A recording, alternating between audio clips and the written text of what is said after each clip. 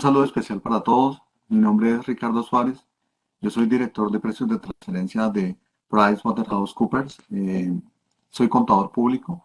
Me acompaña David Caldas. David, adelante, por favor. Un saludo para todos. Mi nombre es David Leonardo Caldas. Soy gerente de la práctica de precios de transferencia en PwC Colombia. Y bueno, en esta oportunidad estaremos discutiendo uno de los conceptos más recientes que ha emitido la DIAN, en el cual da respuesta a cuestionamientos relacionados con aportes en especie entre compañías vinculadas pertenecientes al régimen de precios de transferencia. En primera instancia, y digamos que para ponernos un poco más en contexto, recordemos que en el listado de tipo de operaciones contemplados en el régimen y pues también incluidos en el decreto 1625, se incluye una categoría llamada otras operaciones. Es allí donde se indican los aportes en especie o en industria a sociedades extranjeras, operaciones que se informan de forma separada a las de ingreso y egreso, ¿no? Vale la pena también aclarar que en la práctica colombiana estas transacciones no son muy comunes, pero cuando existen surgen algunos cuestionamientos y es allí donde sale o surge la siguiente pregunta, ¿no? Y básicamente lo que se le pregunta a la DIAN es si debe un contribuyente del impuesto sobre la renta y que adicionalmente pertenezca al régimen de precios de transferencia incluir en su declaración informativa aportes en especie que recibe de sus compañías vinculadas del exterior. A esto, digamos que la DIAN nos cita el artículo 319-2 del Estatuto Tributario, en el que indica que los aportes en especie y en industria que hagan las entidades nacionales a sociedades o otras entidades extranjeras constituyen enajenación para efectos fiscales, ¿no? Lo cual pues impacta directamente en la declaración de renta de dicho contribuyente. En su parágrafo o en el parágrafo de este artículo se concluye que pues todos los aportes intangibles a sociedades extranjeras pues deberán reportarse en la declaración de precios, ¿no? Independientemente de su cuantía e independientemente pues del tipo de intangible, ¿no? Y por tanto pues están sometidos a precios de transferencia, ¿no? Como lo mencioné antes, pues también la DIAN indica que en el decreto único se establecen los tipos de operaciones sujetas al régimen, ¿no? Y es allí donde aparecen los tipos de operación 59, que se tipifican como aportes en especie o en industrias A, y ese A lo subraya, sociedades y entidades extranjeras, en donde aclara que los aportes que se deben considerar para efectos de precios son únicamente aquellos que están realizados por una entidad nacional a sus vinculadas del exterior. Entonces, así las cosas, y como respuesta a la pregunta inicial, pues los aportes que reciben entidades nacionales de sus vinculadas del exterior no se deben reportar en la declaración informativa de precios, ¿no? Ok, ok, David. Muchas gracias. Yo quisiera complementar tus comentarios con lo siguiente.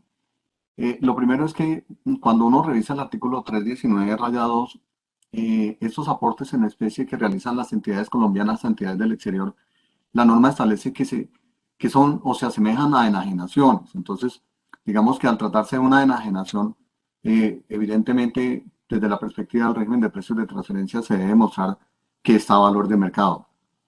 Ahora, y la enajenación es que la entidad colombiana, perdón, el aporte en especie que hace la entidad colombiana, pues en últimas se constituye en que la entidad colombiana se vuelve como el accionista de la entidad del exterior. Aquí en este slide estamos viendo que un registro en cabeza de la entidad colombiana del aporte en especie es muy sencillo. Pues hay un registro de la inversión, pues porque la entidad colombiana se constituye en inversionista, en accionista de la entidad del exterior. El inversionista colombiano es accionista de la entidad del exterior y por eso registra una inversión. ¿Contra qué? Contra el aporte. En este caso, por ejemplo, estamos colocando que hay un aporte de inventarios. Entonces, este es un aporte en especie. También hay aportes en industria y de acuerdo el oficio que aparece aquí en la pantalla de la Superintendencia de Sociedades, un aporte en industria está constituido por ejemplo, por una prestación relacionada con actividades personales, conocimientos tecnológicos, secretos industriales, etcétera, que igual cuando se hace el registro contable de la inversión en cabeza de la entidad colombiana, pues también se tendrá que hacer un registro de ese aporte. Lo que pasa es que el registro del aporte en la industria pues se manejará dependiendo el aporte que se haga.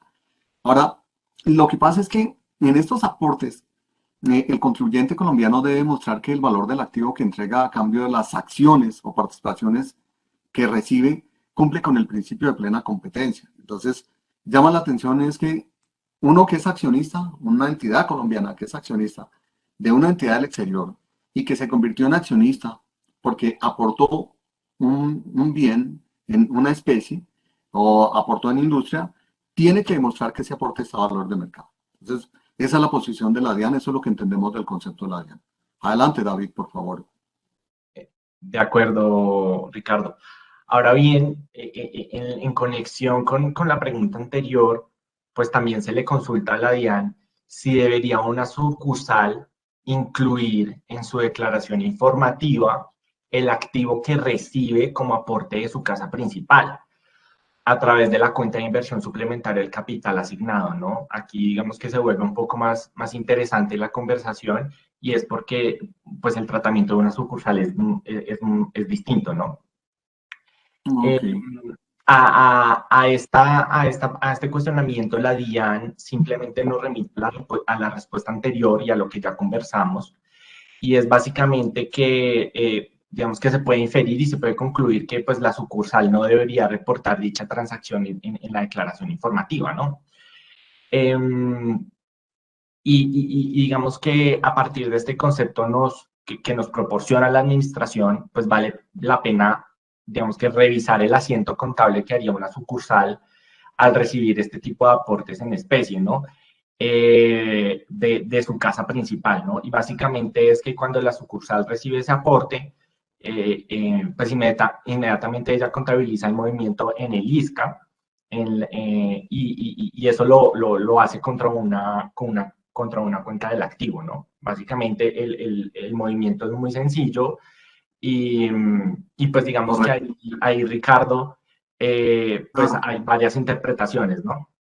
sí, sí, David, a mí realmente me llama la atención que en ese concepto de la DIAN dice que pues se remita a la respuesta al punto anterior, que es lo que acabamos de hablar, donde tú concluías que solamente están sometidos al régimen de precios de transferencia a los aportes que hacen las sociedades nacionales a entidades extranjeras, pero no al contrario, es decir, los aportes que hacen las entidades extranjeras hacia las entidades colombianas. Y en este caso la pregunta concreta es si ese aporte que hace una sucursal, perdón, que hace una oficina principal a su sucursal en Colombia y que se hace a través del ISCA, está sometido al régimen de precios de transferencia. Y pues cuando la DIAN dice que debe remitirse a la respuesta anterior, pues se concluye entonces que no está sometido al régimen de precios de transferencia. De hecho, cuando uno revisa la parte final del concepto, la DIAN está diciendo que eh, así que toda vez que los aportes recibidos por sociedades nacionales de sociedades o entidades vinculadas a extranjeras no se encuentran dentro de los tipos de operación contempladas en el decreto reglamentario, como sujetas al régimen de precios de transferencia, no se requiere que se incluyan dentro de la declaración informativa de precios de transferencia.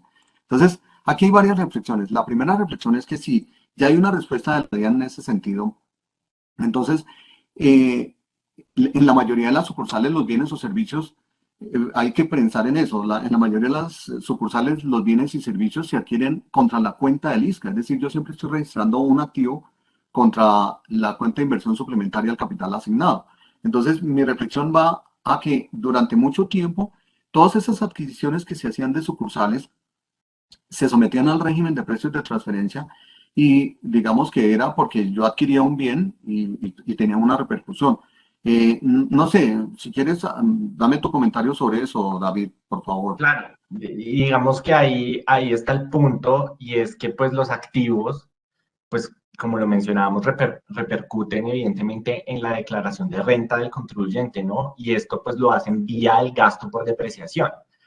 Entonces, pues al no verificar el valor de mercado o al hacer el análisis de precios de transferencia a través del estudio pues no se verifica si este gasto por depreciación es el correcto o debería ser mayor o debería ser menor. Entonces, digamos que ahí está como un poco la desconexión del no tener la obligación de precios, ¿no? Sí, yo estoy de acuerdo. Yo creo lo siguiente, es que no solamente los activos, David, yo pienso que cuando una sucursal eh, recibe bienes o servicios, por lo general lo hace a través de su oficina principal. Y entonces siempre está moviéndole la cuenta de inversión suplementaria al capital asignado. Entonces, por ejemplo, puede recibir unos derechos en la industria petrolera, unos derechos que pagó la principal a una agencia del Estado colombiano para la exploración o explotación de unos recursos en Colombia y siempre está registrando aquí la sucursal el derecho contra la inversión suplementaria al capital asignado y eso también tiene una repercusión en la declaración de renta vía amortización, con lo cual me llama la atención es que de pronto el concepto solamente estaba analizando el tema del ISCA, pero no se fijó en la repercusión que tendría el activo en la declaración de renta.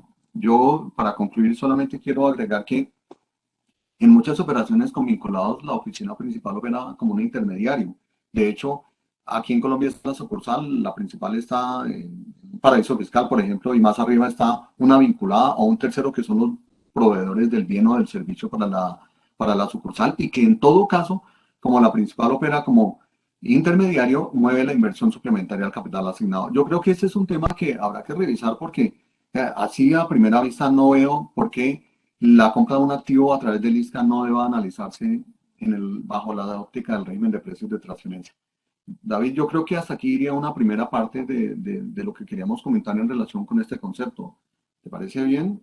De acuerdo, nos vemos en una próxima oportunidad. Ok, muchas gracias, muy amable. Gracias a ti, Ricardo.